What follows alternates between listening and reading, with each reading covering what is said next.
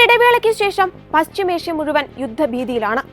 ഒരു വശത്ത് ലോകത്തെ തന്നെ വൻ ശക്തിയായ അമേരിക്ക ഇറാന്റെ പിൻബലമുള്ള ഹൂതി തീവ്രവാദികളെ ചോടോടെ പിഴുതെറിയുവാൻ ശ്രമിക്കുമ്പോൾ, മറുവശത്ത് ഭീകരതയ്ക്കെതിരെ വാൾ താഴെ വെക്കാതെ ഹമാസിനെതിരെ യുദ്ധപ്രഖ്യാപനത്തിലാണ് ഇസ്രായേൽ.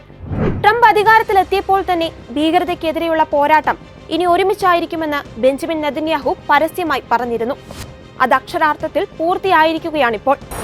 ചെങ്കടലിലൂടെ കടന്നുപോകുന്ന കപ്പലുകളെ ആക്രമിച്ച് കടൽക്കൊള്ള നടത്തുന്ന ഹൂതികളെ വ്യോമാക്രമണത്തിലൂടെ മുൾമുനയിൽ നിർത്തിയിരിക്കുകയാണ് അമേരിക്ക. ഇസ്രായേലും ഒട്ടും പിന്നിലല്ല.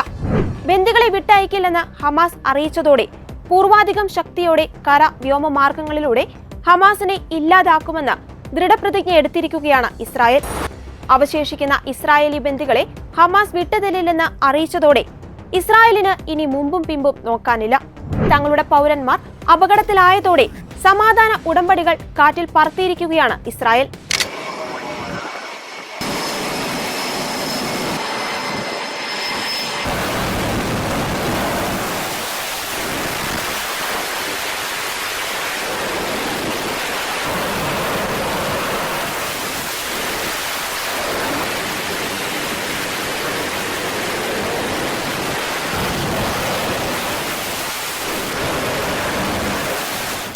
അമേരിക്കയുടെ ലിസ്റ്റിൽ ഹൂതികൾ മാത്രമല്ല, ഷിയ വിഭാഗമായ യമനിലെ ഹൂതികളെ സാമ്പത്തികമായും ആയുധപരമായും സപ്പോർട്ട് ചെയ്യുന്ന ഇറാനുമുണ്ട്. ഹൂതികൾക്ക് മേൽ അമേരിക്ക ആക്രമണം നടത്തുമ്പോൾ ചില സാമ്പത്തിക ലക്ഷ്യങ്ങൾ കൂടി അമേരിക്ക നോട്ടമിടുന്നുണ്ട്. ഭൂമിശാസ്ത്രപരമായി പരിശോധിച്ചാൽ സൗദി അറേബ്യ, ഒമാൻ എന്നീ രാജ്യങ്ങളോട് അതിർത്തി പങ്കിടുന്ന ഹൂതികൾ ഉൾപ്പെടുന്ന യമൻ എന്ന രാജ്യം സ്ഥിതി ചെയ്യുന്നത് തന്ത്രപ്രധാനമായ വ്യാപാര ഇടനാഴിയായ സൂയസ് കനാലിലാണ്. ഏഷ്യയും യൂറോപ്പിനെയും ബന്ധിപ്പിക്കുന്ന അന്താരാഷ്ട്ര ചരക്ക് ഗതാഗത കനാലാണ് സൂയസ് കനാൽ. 165 വർഷത്തോളം പഴക്കമുള്ള സൂയസ് കനാലിന്റെ നീളം 163 കിലോമീറ്ററും ഏറ്റവും കുറഞ്ഞ വീതി 60 മീറ്ററുമാണ്. മെഡിറ്ററേനിയൻ കടലിന്റെ പോർട്ട് സൈദിനെയും ചെങ്കടലിലെ സൂയസിനെയും തമ്മിൽ ബന്ധിപ്പിക്കുന്ന ഈജിപ്തിലെ മനുഷ്യനിർമ്മിത കനാലാണിത്. ഈ കനാലിന്റെ കൂടുതൽ ഭാഗവും യമന്റെ അതിർത്തിയിലാണ്, പ്രധാനമായും ബാബൽ മണ്ഡപ് എന്നറിയപ്പെടുന്ന സ്ഥലം. ആഫ്രിക്ക മുഴുവൻ ചുറ്റി കപ്പൽ മാർഗം ചരക്കെത്തിക്കുന്നത് വൻ നഷ്ടമായതിനാൽ ഈ കനാലിലൂടെ ഭൂരിഭാഗം കപ്പലും ചരക്കുകൾ കൊണ്ടുപോകുന്നു. ഇസ്രായേൽ ഹമാസ് സംഘർഷം ശക്തമായതോടെ ഇസ്രായേലിനെ സപ്പോർട്ട് ചെയ്ത രാജ്യങ്ങളുടെ കപ്പലുകൾ ബാബൽ മണ്ഡപ് എന്നറിയപ്പെടുന്ന ഇടുങ്ങിയതും കപ്പലുകൾ കടന്നുപോകുന്ന സൂയസ് കനാലിന്റെ ഭാഗത്ത് വെച്ച് കീഴടക്കുവാൻ ഹൂതികൾ ആരംഭിച്ചു. കപ്പലുകളിൽ വിവിധ രാജ്യങ്ങളുടെ ചരക്കുകൾ ഒരേ സമയം കൊണ്ടുപോകും.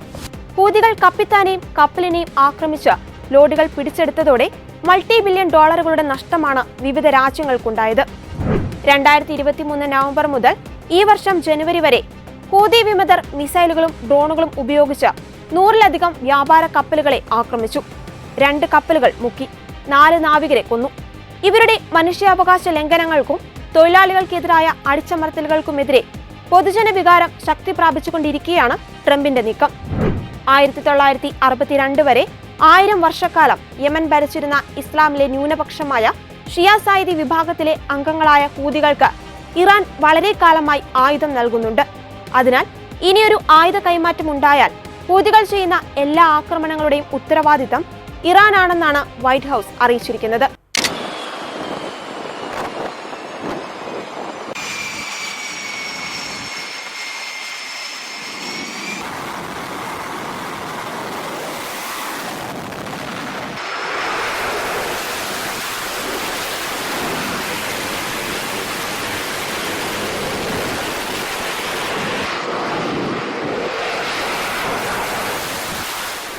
ഗാസയിൽ വീണ്ടും ഇസ്രായേൽ ആക്രമണം നടത്തിയത് ജനുവരി മുതൽ നിലവിലുണ്ടായിരുന്ന ദുർബലമായ വെടിനിർത്തൽ കരാറിന്റെ അവസാനമായാണ്. ഗാസ സ്ട്രിപ്പിന്റെ വടക്കും തെക്കും വിഭജിക്കുന്ന നെറ്റ്സാരിം ഇടനാഴിയിലേക്ക് സൈന്യം നീങ്ങിയതായാണ് ഇസ്രായേൽ പ്രതിരോധ സേന അറിയിക്കുന്നത്. ഗാസയിൽ ഇസ്രായേൽ വീണ്ടും വ്യോമാക്രമണം ആരംഭിച്ചതോടെ പശ്ചിമേഷ്യ വീണ്ടും യുദ്ധഭീതിയിലാണ്. അതേസമയം മുഴുവൻ ബന്ദികളെയും വിട്ടുകിട്ടാത്തതിനാൽ നെതന്യാഹുവിനെതിരെ രാജ്യത്തിനകത്ത് പ്രതിഷേധ സ്വരങ്ങളും ഉയരുന്നുണ്ട്.